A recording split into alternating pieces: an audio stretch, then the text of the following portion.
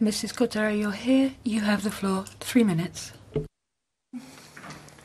Chair, it is crucial to have common guidelines in the EU for the resumption of transport and tourism. The guidelines that they offer a general framework for cooperation, but they are of little value if we don't make sure they are implemented and if we don't stay one step ahead of the circumstances which change constantly. Today we would like more clarity on how these guidelines are implemented on the ground. Regarding the reopening of internal borders, you mentioned that 2 principles must be respected: proportionality and non-discrimination. More specifically, you recommended within the EU restrictions on travel should first be lifted in areas with a comparable epidemiological situation and where sufficient capabilities are in place. However, I have to ask you to be more specific. What countries should be connected given today's epidemiological situation?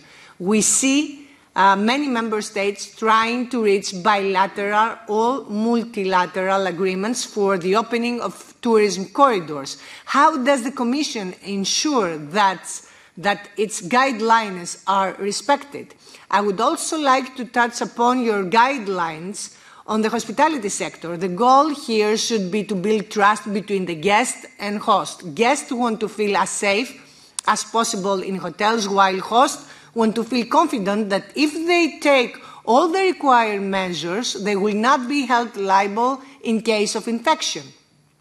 Even though civil liability, it is a member state competence, it would be very important to include a recommendation in your guidelines. First, to protect guests by giving a further incentive to the host to fully respect the safety measures, and second, to give clarity to hosts that abuse or even fraud against them is avoided.